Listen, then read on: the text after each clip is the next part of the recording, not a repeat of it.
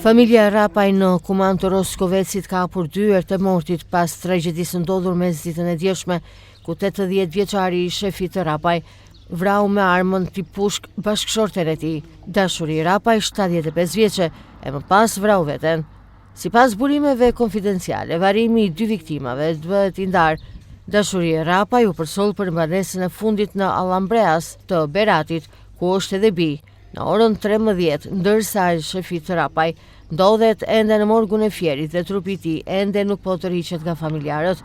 Të 9 fëmijët e çiftit ndodhen në banesën ku ndodhi krimi i dyfisht dhe në një situatë tepër të rënduar emocionale për përsjelljen për në banesën e fundit të prindërve të tyre. Tek vendi i tij. A do dojnë në fshat aty? Vetëm ajo është aty. Ajo është për qenë aty se gjurna e morim qaf. A këtu është vetëm trupi i vetëm trupi i nenës. Dërsa ai është në morg. Në orën 3:05 më ka marrë nipi në telefon, edhe nga puna e nga drekën, u qetësova pak, telefonin në tavolinë. Më bie telefonin në Messenger, për moment, përtova të ngrishi, po më blonte diçka në gurmas, nuk po rria dot. Pa kalu 1 minutë, ngurita dhe mora telefon, shikon nipi. E marrë telefon dhe më thot, kam vdek të 2 daje, e ka vrarë. Në atë moment, ka marrë vllajën e madh në telefon, morë njëri tjetrin, për ta shpëtuar, mo e gjeni do të gjallë. Sërrimi i fshat, Allambrezi.